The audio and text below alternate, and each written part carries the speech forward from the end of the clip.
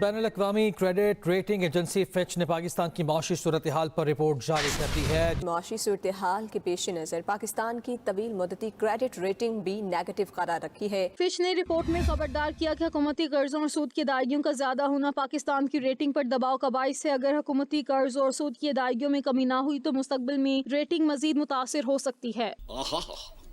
سبحان اللہ۔ تمام تر کوششوں کے باوجود برآمدات میں اضافہ نہیں ہو پا رہا ہے۔ مالی سال کی جو پہلی ششماہی ہے برآمدات میں 8.5% کی کمی ہوئی ہے۔ ملٹی نیشنل کمپنیز ملک چھوڑ کر جا رہی ہیں، ملک کے اندر بھی کارخانے بند ہو رہے ہیں۔ اب اس سے زیادہ منحوس بات میرے منہ سے نکل نہیں سکتی، لیکن ہے یہ سچ۔ زیادہ نہیں بولنا بھائی، پروں کو آگ لگ جاتی ہے میرے۔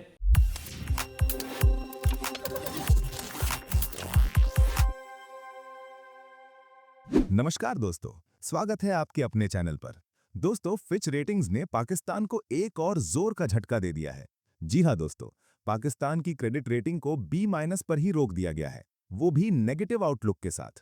اور بس یہی خبر سنتے ہی پاکستانی میڈیا میں مچ گیا ہے ہڑکمپ۔ کوئی IMF کو کوس رہا ہے تو کوئی اپنی ہی سرکار پر بھڑک رہا ہے۔ آخر فچ نے ایسا کیوں کیا؟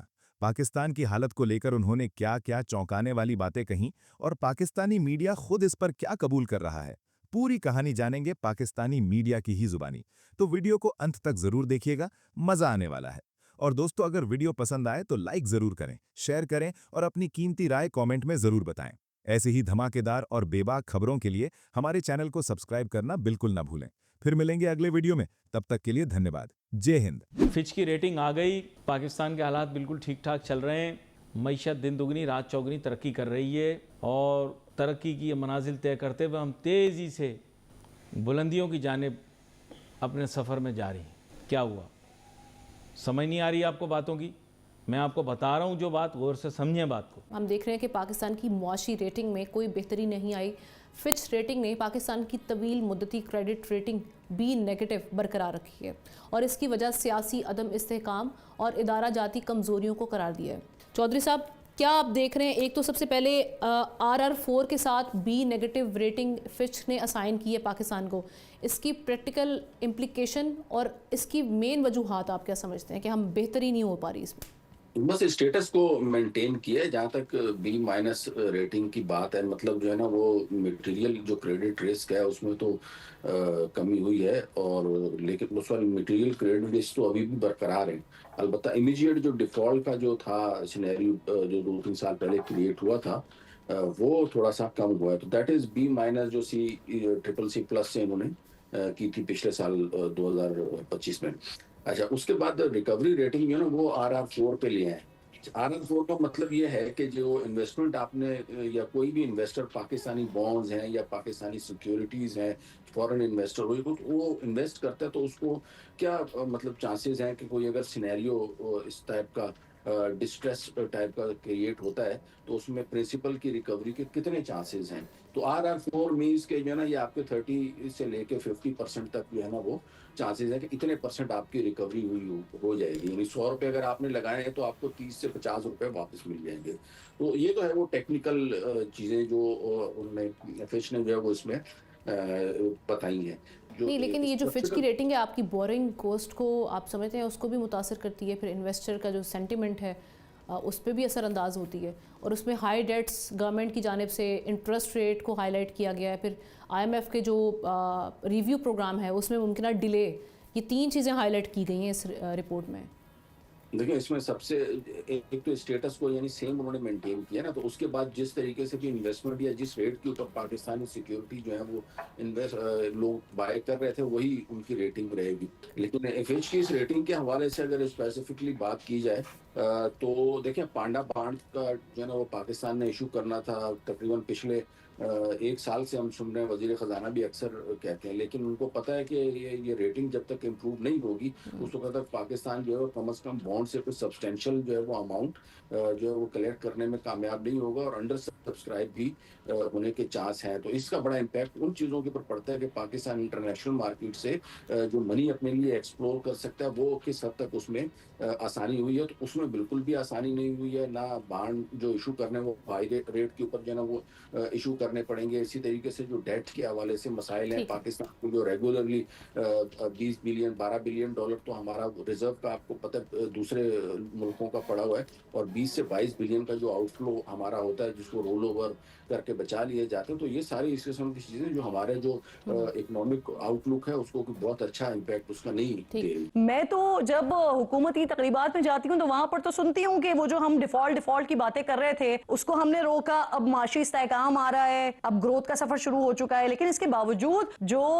بزنس مین ہے وہ خوش نہیں ہے. کاروباری طبقہ بہت ہی زیادہ ڈسٹریس نظر آ رہا ہے. جو انڈسٹریلسٹ بات کر رہے ہیں ایمرجنسی کی, کوئکلی ایمرجنسی نافذ ہونی چاہیے, انڈسٹریل ایمرجنسی, تو اس سے ایک تو مراد کیا ہے, دوسرا ہی کہ کون سی ایسی 3-4 وہ چیزیں ہیں جو کوئکلی ہوں تو شاید جو بہتری جو ایک مسلسل گراوٹ آ رہی ہے وہ بہتری کی طرف جائے. کیا وجہ ہے سر اس کی؟ بات یہ ہے کہ دیکھیں سرجنسی اس وقت ملک میں معاشی ہے, معاشی انقلاب کے لیے یا اپنے بزنس کو ڈوئنگ آف بزنس کو سیٹ کرنے کے لیے. اور اس وقت جو ہماری فیکٹریاں ہیں وہ سارے بند ہو رہی ہیں. جب فیکٹری بند ہوتی ہے ایک فیکٹری لگانے میں 3-4 نسلیں لگتی ہیں, اور وہ فیکٹری بنتے ایک امپائر کڑی کرنے میں جو ہے 50 سال لگتے ہیں.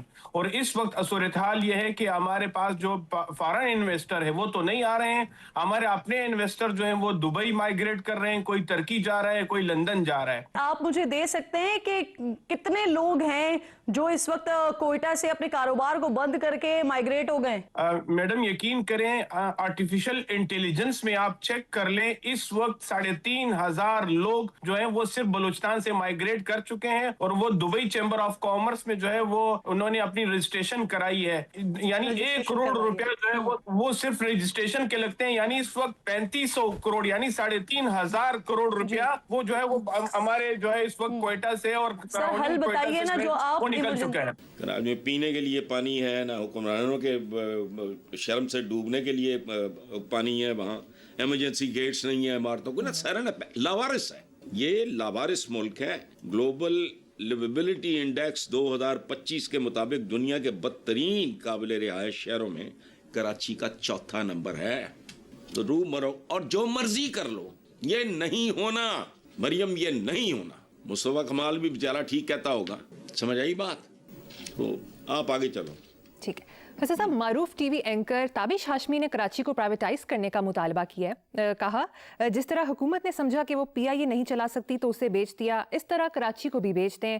ہم کراچی والے مل کر خرید لیں گے. اگر شہر کو چلانے کا یہی طریقہ ہے تو اس طرح ہم چلا ہی لیں گے, بلکہ اسے بہتر چلا لیں.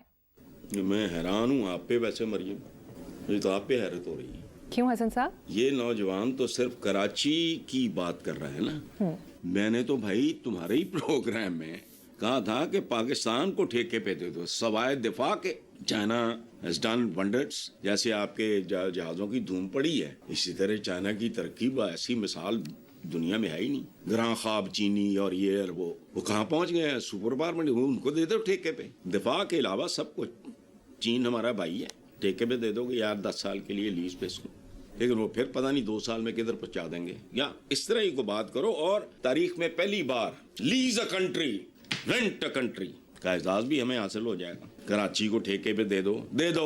ٹھیکے دار چند تو امپورٹ کر رہے ہیں تسی, وہی چور چکار, وہی گنڈ کپ. تو وہ ٹھیک ہے, اس نے اپنے کراچی کی بات کی ہے, وہ اتنی ہی کر سکتا تھا. میں تو پورے ملک کے بارے میں یہ بات کرتا ہوں. وہ سٹیل مل ہے, وہ گورا نہ دے جاتا. گورے پہ اصلی لعنت پتہ میں کیوں بھیجتا ہوں, اس لیے نہیں کہ وہ غاصب تھا, قبضہ تھا. یہ غاصب نہیں ہے, تگڑا ہوتا ہے بٹ ٹھیک ہے. ان کے احسانات پہ غور کرو. ہندوستان پاکستان جیسے ملکوں میں آج تک شاید ریلوے نہ ہوتی, تسی انہوں برباد کر دیتا. اریگیشن سسٹم ان کا برباد کر دیا. تم لوگوں نے کیا امپروو کیا ہے, کیا کوئی نئی بات کی ہے؟ کچھ بھی نہیں. ان کی دی ہوئی چیزوں کو بھی ابیوز کیا ہے, مس یوز کیا ہے. اخباری رپورٹ کے مطابق عوام بجلی اور گیس کے بڑھتے بلوں کے دباؤ میں خوراک پر خرچ میں کمی پر مجبور ہیں. بنیادی غذاؤں کی فیکس کھپت کم ہو گئی. خواتین اور بچوں میں طویل المدتی غذائی قلت کا خطرہ. تعلیم اور صحت پر خرچ بھی کم. انسانی سرمایہ کاری بری طرح متاثر. گیلپ پاکستان کے ایک نئے تجزیے کے مطابق بڑھتے ہوئے بجلی اور گیس کے بل پاکستانی گھریلو بجٹ پر سب سے بڑا دباؤ بن چکے ہیں. مہنگائی خاندانوں کو انسانی سرمایہ کاری اور معیار زندگی میں بہتری سے روک رہی ہے. یہاں زندگی ہی نہیں, تم معیار زندگی کی بات کر رہی. یہاں تو زندگی نہیں ہے. इसे जीना नहीं कहते।